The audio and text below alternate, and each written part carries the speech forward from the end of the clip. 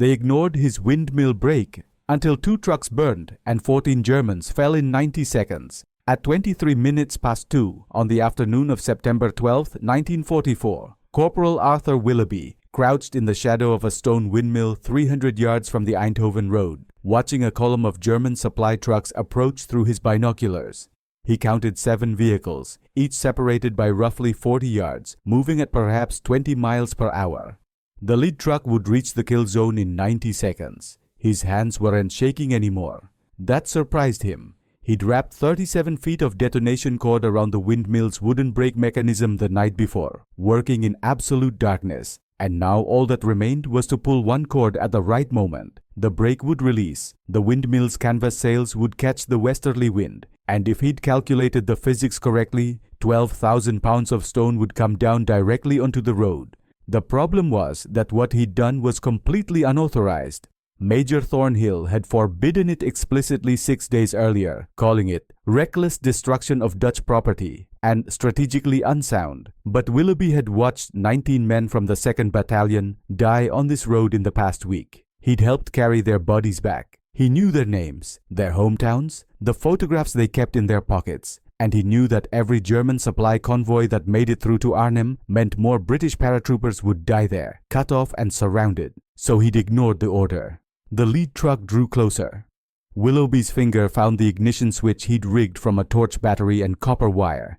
The entire mechanism was absurdly simple, the kind of thing you'd build to catch rabbits, scaled up. And yet the British Army, with all its engineers and tactical manuals, had never considered using the Dutch landscape itself as a weapon. 60 seconds now. Willoughby had grown up in a village so small, it didn't appear on most maps, tucked in the Lincolnshire fens where his father operated a drainage windmill. By the time Arthur turned 8, he could disassemble and rebuild the entire brake mechanism blindfolded. His father had taught him that every machine has a balance point, a single component that if removed causes controlled collapse. The trick was understanding which one and when to pull it. "Think of it like this," his father had said, hands black with grease, kneeling beside 9-year-old Arthur in the windmill's creaking wooden frame. "The brake ain't there to stop the mill. It's there to stop the wind from tearing the mill apart. Remove the brake at the right moment, and the wind does exactly what you want." That lesson had stayed with Willoughby through every subsequent problem he'd encountered. Find the brake, understand the wind, calculate the collapse. By the time he enlisted in 1942, he'd spent 15 years watching his father manage controlled failures, releasing pressure at precise moments to prevent catastrophic destruction. The army had made him a signals corporal, which meant he understood detonators, timing mechanisms, and electrical circuits. But his real education had come from those cold Lincolnshire mornings, learning to read wind speed by the sound it made through canvas, calculating torque by the groan of wooden gears. Now, watching the German convoy approach, all those disparate skills suddenly had purpose. The Eindhoven road had become a killing ground through simple mathematics. Every supply convoy that reached Arnhem strengthened the German position surrounding the British 1st Airborne Division. Every convoy destroyed meant fewer bullets fired at men like Lieutenant James Cartwright, who'd grown up in Southampton and played cricket for Hampshire's youth squad, or Private Dennis Morrison from Glasgow, who kept a photograph of his twin daughters tucked inside his helmet, or Sergeant Peter Halford, 24 years old, engaged to a nurse named Catherine, who sent him letters every 3 days without fail. Willoughby had known all of them. Past tense. Cartwright died on the 6th of September when his reconnaissance patrol triggered a mine. Morrison took a sniper's bullet through the throat on the 8th, drowning in his own blood before the medic reached him. Halford survived until the 10th, when a German machine gun position caught his squad crossing open ground. Willoughby had been 50 yards away, close enough to hear Halford calling for Catherine as he bled out. The numbers grew uglier with each passing day. Between 5 September and 11 September, the Eindhoven road claimed 19 British soldiers and destroyed 4 Allied vehicles. During that same period, German forces used the route to move an estimated 43 supply trucks northward.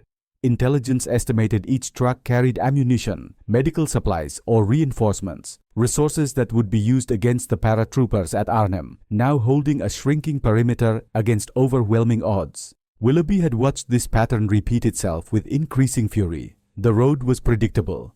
The convoys followed the same route, same spacing, same vulnerable configuration, and the British response was equally predictable. Send patrols to ambush the convoys, lose men to superior German positions, achieve minimal disruption. Repeat. After Halford died, Willoughby spent an entire night sitting with the body, thinking about windmills. There were 4 stone windmills along the Eindhoven road, each positioned within 300 yards of the tarmac. The Dutch had built them in the 17th century for grinding grain, using local stone and massive timber frames. Each stood roughly 60 feet tall, weighed approximately 12,000 pounds, and featured the same brake mechanism his father had taught him to manipulate. The idea arrived fully formed. Don't ambush the convoys. Drop windmills on them. He took the proposal to Major Thornhill the following morning. Absolutely not. Thornhill didn't even look up from the map he was studying. Out of the question. Sir, with respect, Corporal, we are guests in this country. We are here to liberate the Dutch, not destroy their property. Thornhill's tone carried the particular condescension of an officer addressing a subordinate who'd overstepped. These windmills are cultural landmarks. Some are 300 years old. There are also 12,000 pounds of stone positioned directly above a critical supply route. Willoughby said, one well-timed collapse could destroy an entire convoy and violate every protocol regarding treatment of civilian infrastructure. Thornhill finally looked up, his expression hardening. I've read your service record, Willoughby. Clever with improvised devices, questionable judgment regarding authority. This conversation confirms both. The answer is no. That is a direct order. Do not touch those windmills. The meeting lasted less than 4 minutes. Willoughby saluted, left the command post, and began planning how to rig the windmill anyway. He chose the windmill closest to a curve in the road, where trucks would need to slow down and bunch together slightly. He waited until 0200 hours on the 11th of September, when sentries were drowsy and attention was elsewhere, then made his approach through a drainage ditch that ran to within 30 yards of the structure. The smell hit him first. Mud, standing water, something dead rotting in the weeds. His uniform was soaked within minutes, cold water seeping through to his skin. He crawled the last 20 yards on his belly, breathing through his mouth to avoid gagging. The windmill's door hung crooked on rusted hinges. Inside, darkness absolute. He worked by touch alone, finding the ladder by its familiar shape, wooden rungs worn smooth by centuries of use. Each step creaked. 43 rungs to the brake housing. The mechanism was exactly where he expected it. An iron brake band wrapped around the windmill's main shaft, controlled by a lever connected to a rope that descended to ground level. Under normal operation, releasing the brake allowed the sails to spin freely. With the brake released and a strong wind, the sails would accelerate rapidly, generating torque that the structure's aged frame might not withstand. Willoughby had calculated this part carefully. The windmill's foundation was original 17th century construction, stone blocks mortared together, but with 300 years of weathering. The western support wall showed visible cracks. If the sails accelerated violently enough, centrifugal force would stress those weakened points. The structure would fail along the western wall, collapsing toward the road. If he was wrong, nothing would happen except he'd waste 37 feet of detonation cord. If he was right, 12,000 pounds of stone and timber would come down like God's own hammer. He wrapped the detonation cord around the brake lever in a figure-8 pattern, securing it with wire he'd salvaged from a destroyed German radio. Then he ran the cord down through the ladder opening, along the floor, and out through a gap in the foundation where the mortar had crumbled away. He buried the cord in a shallow trench he dug earlier, running it 200 yards to his firing position in a shell crater. The electrical igniter was childishly simple. A torch battery, 2 copper wires, and a pressure switch from a German mine he'd disarmed the previous week. Press the switch, complete the circuit, ignite the detonation cord, blow the brake lever, release the sails, collapse the windmill. He was back in his unit's position by 0430, covered in mud and stinking of stagnant water. Nobody asked where he'd been.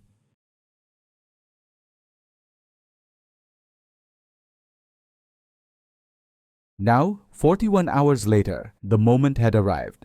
The lead truck was 80 yards out. Willoughby could see the driver's silhouette through the dusty windscreen. Behind it, 6 more trucks in neat formation, maintaining spacing like they were on parade. 60 yards. He thought about Halford bleeding out, calling for Catherine. About Morrison's twin daughters, who'd never remember their father's face. About Cartwright, who'd never play cricket again. 40 yards. Wind speed approximately 15 miles per hour from the west. Perfect.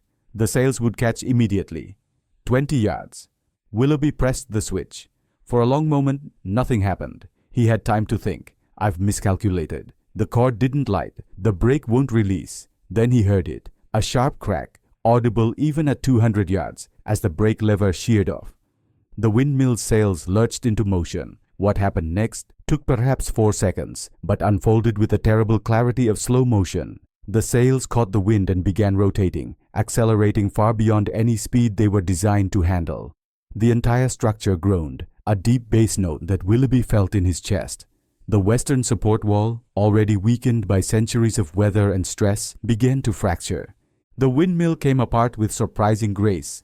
The upper section separated cleanly from the foundation, tilting westward exactly as Willoughby had calculated. The sails were still spinning as the entire mass began to fall. The lead truck never had a chance. The windmill struck it dead center, crushing the cab completely and splitting the vehicle nearly in half. The fuel tank ruptured. Fire bloomed orange against the gray afternoon. The second truck swerved left, trying to avoid the debris, and clipped the collapsed windmill's base. It flipped, rolled twice, and came to rest on its side, also burning. Trucks 3 through 7 stopped in sudden confusion. That's when Willoughby discovered he wasn't the only one who'd planned an ambush. A British machine gun position he hadn't known about opened fire from a barn 400 yards south. Tracer rounds stitched across the stopped convoy. German soldiers tumbled out of the trucks, scrambling for cover that didn't exist. Some made it to the ditches. Most didn't. The firefight lasted 90 seconds. When it ended, 2 trucks were burning, 3 more were riddled with bullet holes, and 14 German soldiers lay dead or dying on the Eindhoven road. The remaining trucks retreated south at maximum speed. Willoughby stayed in his crater, watching smoke rise from the wreckage, and felt absolutely nothing. No triumph, no guilt. Just a calm certainty that the mathematics had worked exactly as predicted. Then he heard boots approaching and Major Thornhill's voice calling his name. "Corporal Willoughby!" Thornhill stood at the crater's edge, looking down at him. "I assume you can explain the pile of Dutch cultural heritage currently blocking the main road?" Willoughby climbed out, still holding the igniter. No point lying. "Yes, sir. Did I or did I not explicitly forbid you from touching those windmills?" "You did, sir. And yet here we are, standing beside 12,000 pounds of disobedience." Thornhill's expression was unreadable. "How did you rig the collapse?" Willoughby explained the brake mechanism, the detonation cord, the wind calculations.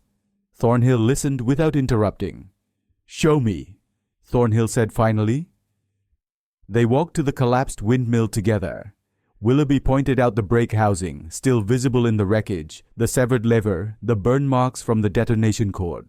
Thornhill examined everything with the careful attention of a man conducting a formal investigation. "You understand I should have you court-martialed," Thornhill said. "Yes, sir." "Destruction of civilian property, disobeying direct orders, reckless endangerment." "Yes, sir." Thornhill looked at the burning trucks, the dead Germans, the clear road ahead that would now require hours to clear and repair. "On the other hand, you've just destroyed a week's worth of German supplies and killed 14 enemy soldiers without losing a single man." Willoughby said nothing. The windmill was going to collapse anyway. Thornhill said slowly, as if working through a problem. "Foundation damage from the fighting, structural instability. Just happened to fall at an unfortunate moment for that convoy. Pure coincidence." "Sir?" "That's what my report will say. Pure coincidence." Thornhill met his eyes. "Do you understand what I'm telling you, Corporal?" "I think so, sir." "Good." Thornhill turned to leave, then paused. "How many more windmills are there along this road?" "3, sir. All positioned within 300 yards of the tarmac. All suffering from structural instability due to the fighting, I assume?" "I couldn't say, sir. I'd need to inspect them properly." "Do that." Thornhill walked away, then called back over his shoulder. "And Corporal, next time you decide to demolish a cultural landmark, try to give me plausible deniability before you light the fuse. Word spread through unofficial channels the way useful information always does in armies. Quietly, between trusted men, with no official acknowledgement. Within 3 days, Two more windmills along the Eindhoven road suffered mysterious structural failures, each coinciding remarkably with the passage of German convoys. A windmill near Wegel collapsed onto an ammunition truck, triggering secondary explosions that destroyed 5 vehicles. Another near Schijndel came down on a fuel convoy, creating a fireball visible for 3 miles. The technique spread beyond Willoughby's unit. A sapper named Collins adapted the method for a stone church tower near Nijmegen, bringing it down on a German motorcycle patrol. A Royal Engineer lieutenant used the same principle on a grain silo in Tilburg, crushing 2 armored cars. German intelligence noticed the pattern by late September. Intercepted communications showed increasing paranoia about structural sabotage and weaponized buildings. Convoy routes began avoiding any structure taller than 2 stories. This added distance and time to their supply lines, further degrading their logistical capability.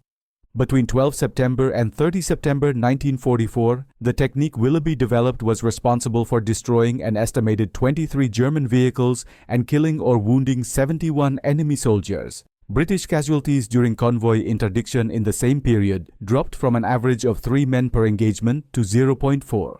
The numbers told their own story. Innovation worked. Recognition, however, was slower to arrive. In early October, Willoughby received a summons to meet with Lieutenant Colonel Prescott, a senior engineering officer visiting from divisional headquarters. "I've been hearing interesting reports," Prescott said, offering Willoughby a cigarette. "Windmills falling on Germans, churches collapsing at convenient moments, even a grain silo or 2. Your name keeps appearing in the margins." "Just following orders, sir, inspecting structural integrity." "Of course you are." Prescott smiled thinly. "Here's my problem, Corporal. What you've developed is tactically sound, strategically effective, and completely impossible to officially approve." "Sir? We can't have it on record that we're systematically destroying Dutch civilian infrastructure. The political complications would be enormous. But we also can't deny that your methods work." Prescott tapped ash from his cigarette. "So here's what's going to happen. I'm creating an informal training program. You'll teach a select group of sappers and engineers your techniques. Brake mechanisms, structural analysis, controlled demolition using existing weaknesses. But none of this goes in any official manual. It's all word of mouth, practical demonstration, plausible deniability." "Understood, sir." "You'll receive no commendation, no medal, no mention in dispatches. As far as official records show, you're still just a signals corporal with no special expertise." Prescott leaned forward. "But you'll have saved lives. Does that suffice?" Willoughby thought about Halford, Morrison, Cartwright, about the 19 men who died on the Eindhoven road before he dropped that first windmill. "Yes, sir, that suffices." Arthur Willoughby survived the war. He returned to Lincolnshire in 1946, took over his father's drainage windmill, and lived quietly for another 43 years. He never spoke publicly about what he'd done in Holland, never sought recognition, never corrected the historical record when others claimed credit for developing building collapse tactics. The technique itself had a longer afterlife. By 1945, the method of using civilian structures as weapons had been incorporated into British Special Operations training, though always unofficially, always orally, never committed to paper. The tradition continued through subsequent conflicts: Korea, Malaya, Aden, adapted and refined but never attributed.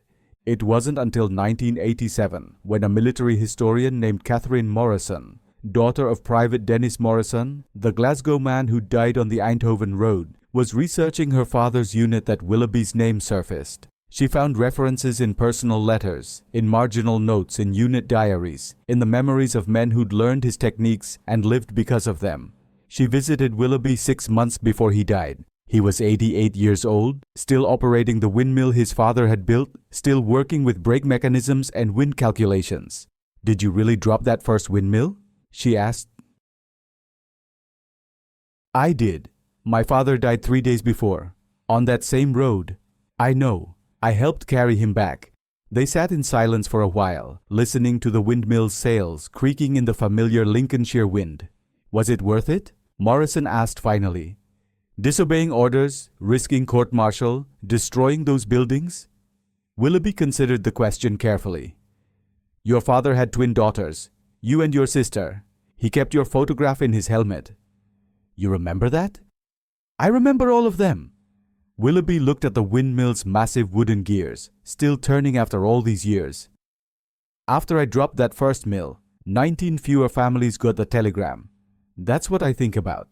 Not the orders I broke, not the recognition I didn't get, just those 19 families. He died in January 1989. His obituary in the local newspaper described him as a windmill operator and veteran, with no mention of what he'd accomplished in Holland. The British Army's official history of the Holland campaign, published in 1993, includes a footnote about the tactical use of structural demolition, but attributes the technique to various field units employing improvised methods. Willoughby's name appears nowhere, but in the private papers of 37 veterans who served in Holland between September and November 1944, his name recurs with remarkable consistency. They called him the Miller. They described what he taught them, and they credited him with saving their lives. Real innovation, it turns out, doesn't require official recognition. It just requires someone willing to understand which brake to release and when to let the wind do its work.